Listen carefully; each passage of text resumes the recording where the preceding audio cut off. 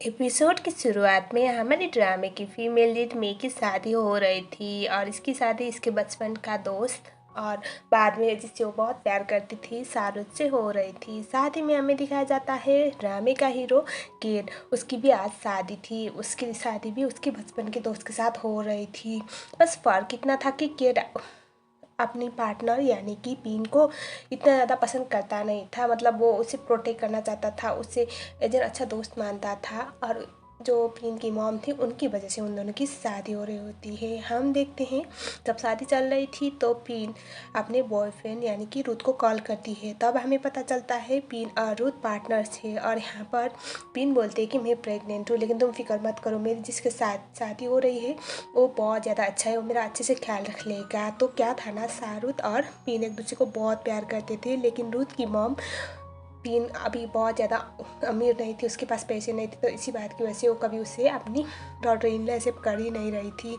तो वो यही बातें बोल रही थी। तभी रुथ बोलता है कि हम चीज़ों को बदल तो नहीं सकते, लेकिन मैं इस तरह से अपने बेबी को किसी और के हवाले कर नहीं सकता, बोलता है और सीन कट हो जाता है। हमें दिखाया जाता है मे को पता चलता है शाहरुख शादी से भाग गया। साथ ही में इधर हमारे हीरो केट को भी पता चलता है उसकी पार्टनर यानी कि पीन भाग गई। सो इस तरह से ड्रामे की स्टार्टिंग हो जाती है। यहाँ पर केट भी परेशान था, लेकिन केट से ज़्यादा मे को दिखाया जाता है वो बहुत ज़्यादा परेशान थी, क्योंकि वो अपने पार्टनर शाहरुख से बहुत प्यार करती थी बचपन से ही।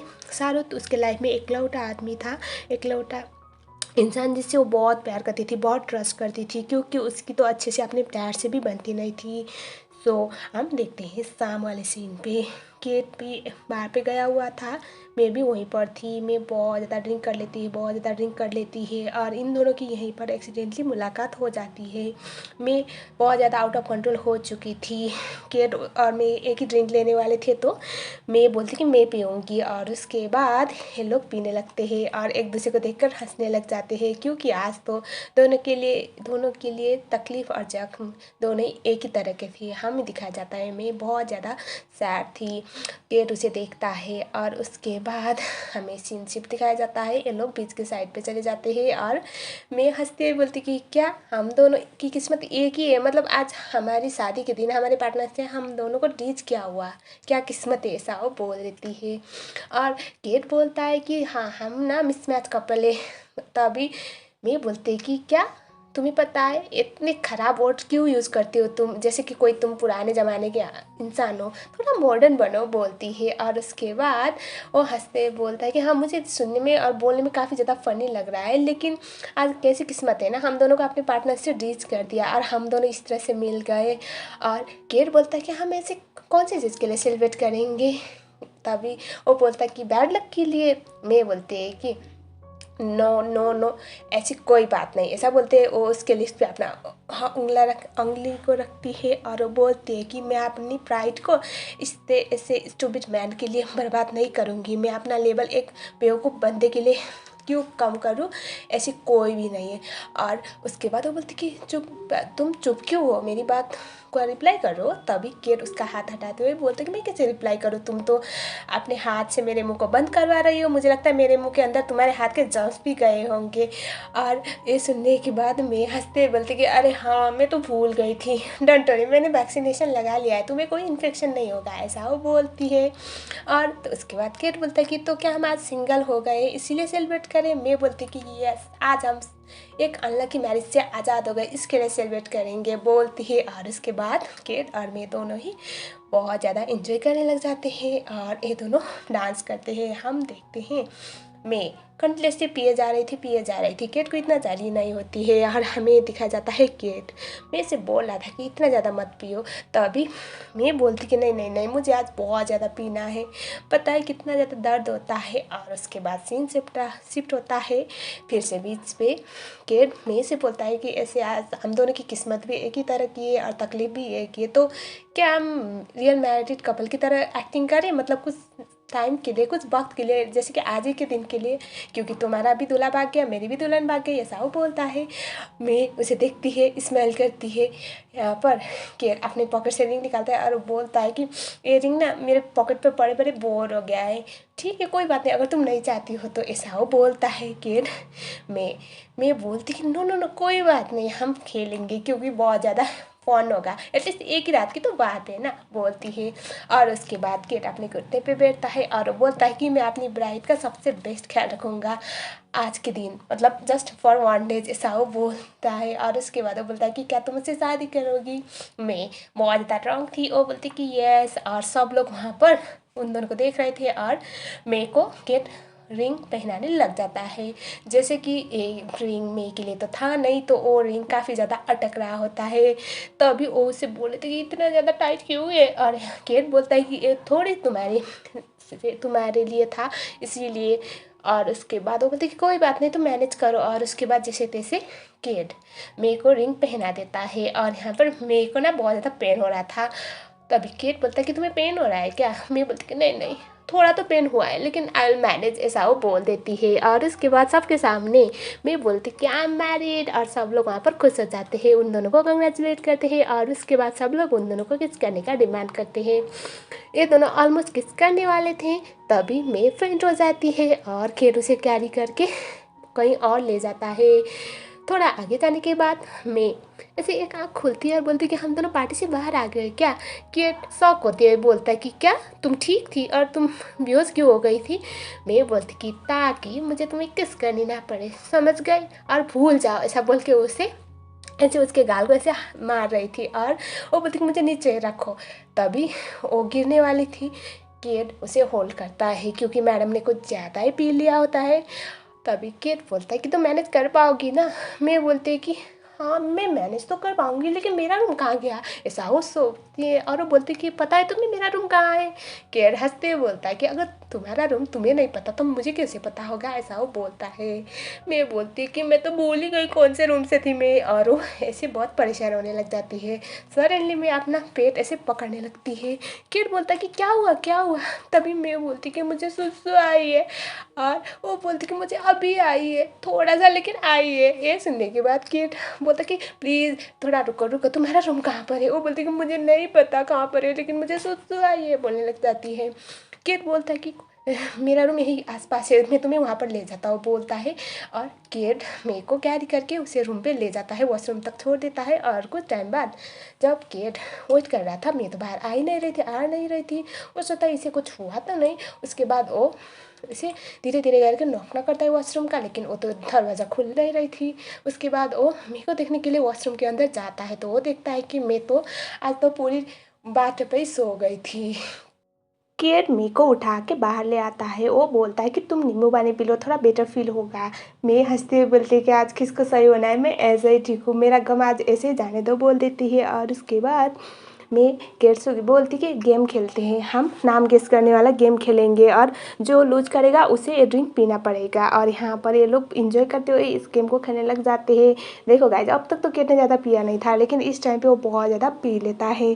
उसके बाद ऐसा होता है कि एक सिचुएशन आने के बाद दो लड़का लड़के एक ही रूम में थे, एंड या दे एंड अप स्लीपिंग टुगेदर। और उसके बाद सुबह वाला सीन जहाँ पर केट वॉशरूम में था, मे की आंखें खुलती है। जिस हालत में वो थी वो देखने के बाद उसके तो होश ही उड़ गए थे, और वो उठते टाइम बेड से गिर गई थी। केट बाहर आता है, बोलता कि तुम ठीक हो ना। मैं चिल्लाते हुए बोलती कि तुम कौन हो, तुम यहाँ पर क्या कर रहे हो। केट उसे समझाने की ट्राई करा था, और वो बोलता कि चलो पहले बाथरूम पहन लो।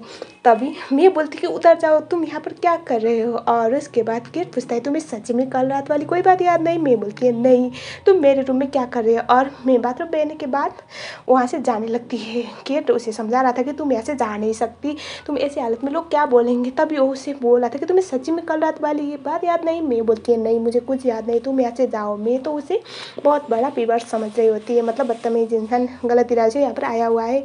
वो उसे किस कर लेता है और वो बोलता है कि तो अब तुम्हें याद नहीं है। उसके बाद मेरे को याद आने लगता है कल रात क्या क्या कांड कर दिया था मैडम ने। उसकी तो हालत ख़राब हो जाती है, और उससे बोल रही थी कि तुमने मेरा फ़ायदा उठाया है ना। तभी केट बोलता है कि ऐसी कोई बात नहीं है, हम दोनों ही रॉन्ग थे। आई नो, मुझे अपने आप को कंट्रोल करना चाहिए था, लेकिन सिचुएशन ऐसा था कि चीज़ें हमारे हिसाब से नहीं गई। और उसके बाद मैं वहाँ से जाने वाली थी, केट उसे रोकता है और उसे बोलता है कि मतलब जो भी हुआ वो होना तो नहीं चाहिए, लेकिन कल जो हुआ ना उसका मैं रिस्पॉन्सिबिलिटी लेना चाहता हूँ, क्योंकि मुझे कुछ बात पता चली है। तभी मैं बोलती कि कौन सी बात।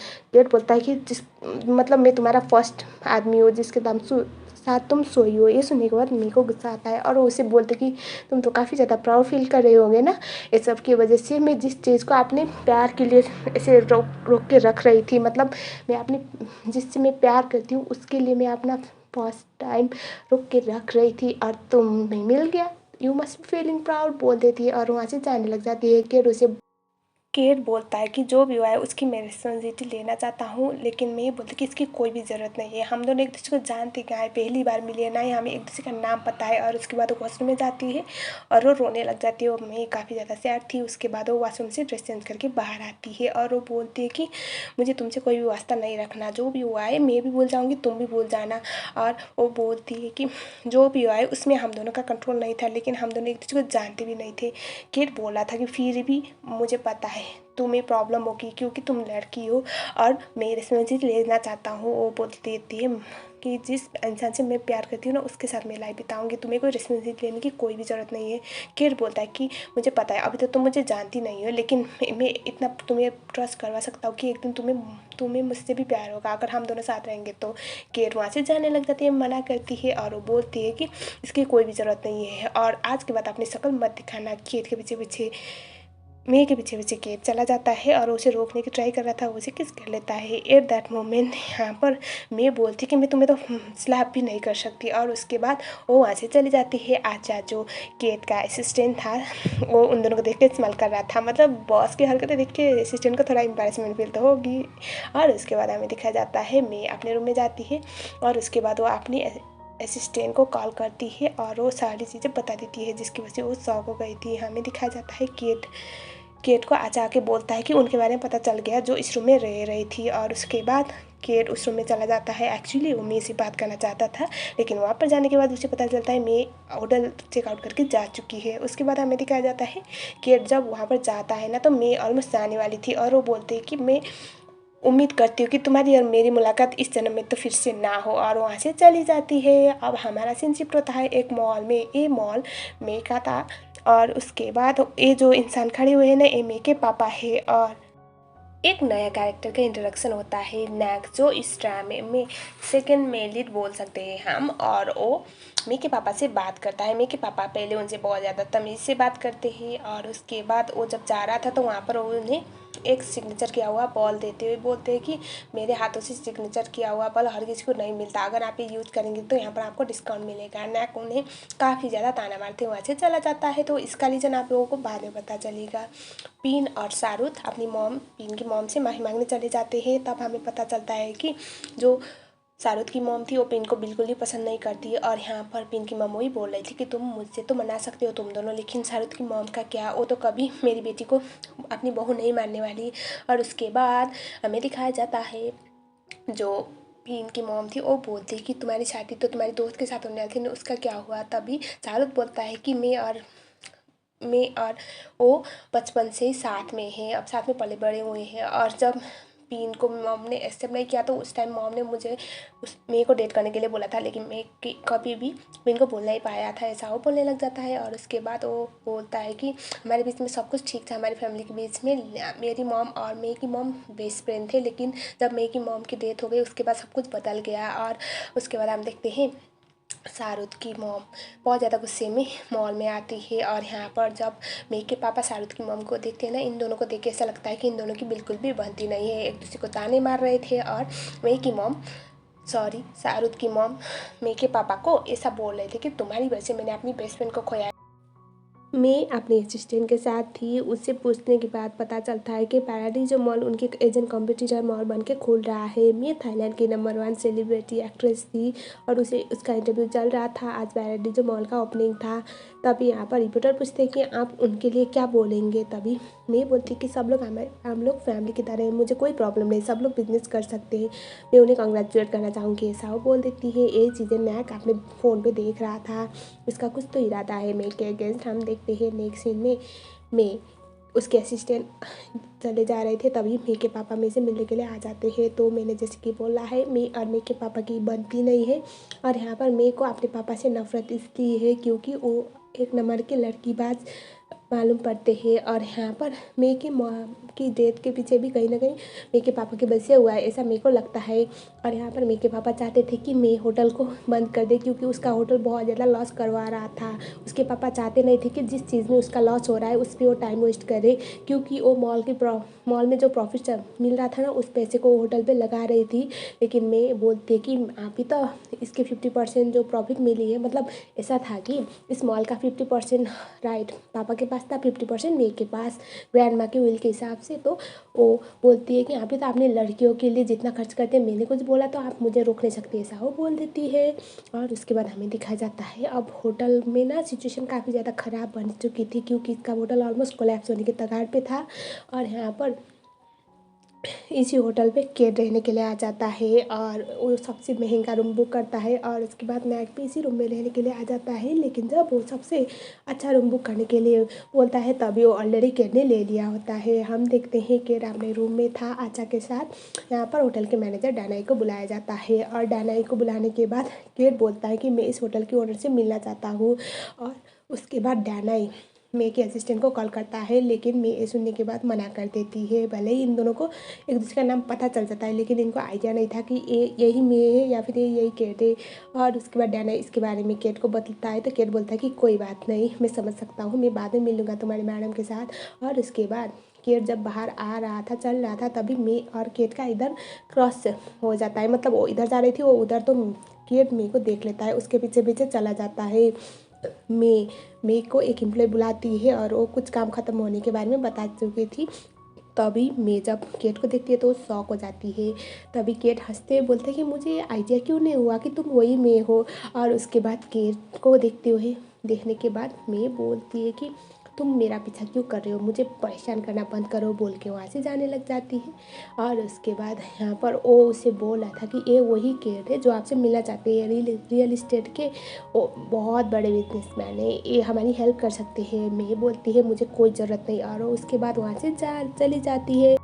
मे की असिस्टेंट रोइंग पूछती है कि मेरी बॉस आप इसको कैसे जानती है, और वो पूछती है कि आप उनको जानती है क्या। केट बोलता है कि हाँ, ये मुझे बहुत अच्छी तरह से जानती है, और मैं इसको भी, मुझे उससे कुछ बात करनी है। और उसके बाद रोइंग और आशा बाहर चले जाते हैं। केट मे को देखता है, मैं बोल रही थी कि तुम यहाँ पर क्या करें, मुझे तुम्हारी शक्ल भी नहीं देखनी। और उसके बाद केट उसके बहुत करीब आता है, बोलता है कि तुमने अब तक हमारी शादी की रिंग उतारी नहीं है। तभी केट को मे बोलती है कि ये उतार नहीं रही थी, बहुत ज़्यादा टाइट है।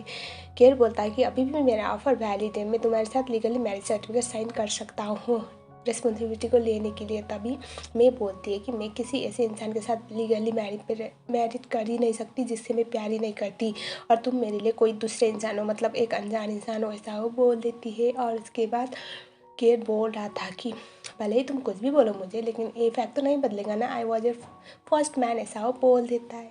ये सुनने के बाद मैं ना काफ़ी ज़्यादा गुस्से में आ जाती है, और वो बोल रही थी कि तुम यहाँ से चले जाओ। वो बोलते हैं कि तुम्हारा बिजनेस हो गया, अब जाओ।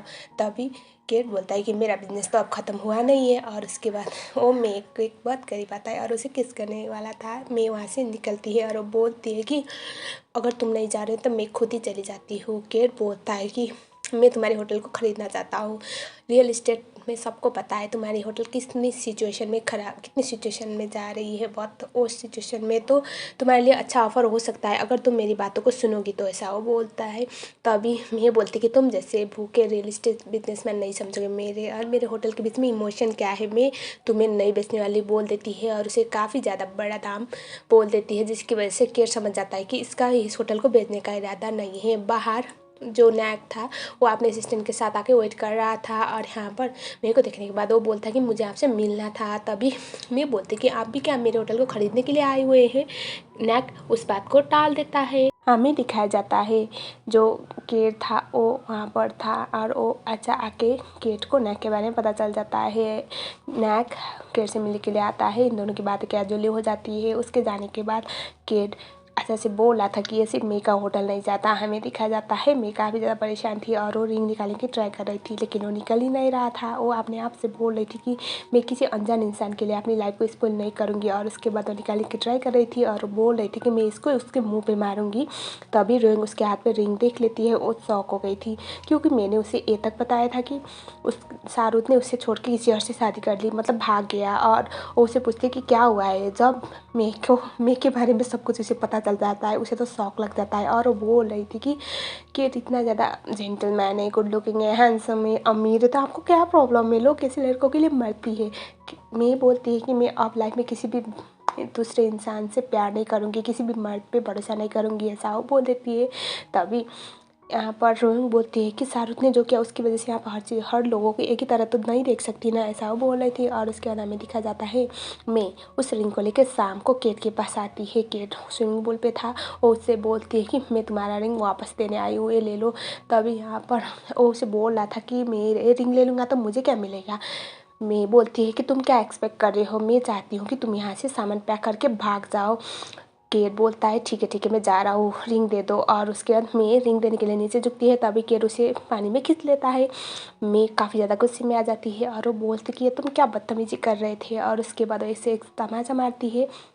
केट बोलता है कि तुम ऐसे बेवकूफ़ी की तरह हरकत करती हो, अपने इमोशन को बिजनेस में आने देती हो, जिसकी वजह से तुम बहुत जल्दी बैंकरप्ट हो जाओगी। मैं बोलती है कि मैंने आज तक किसी भी इंसान को, किसी भी गेस्ट को वहाँ मेरे होटल से भगाया नहीं है, तुम पहले हो। तभी केट बोलता है कि तब तो मुझे फिर से बहुत ज़्यादा खुशी मिलनी चाहिए। I am feeling so proud कि इस चीज़ में भी मैं तुम्हारा फर्स्ट हूँ। और ये सुनने के बाद मैं उसे एक स्लैप मारने वाली थी, फिर से केट उसे रुकता है और उसे किस कर लेता है।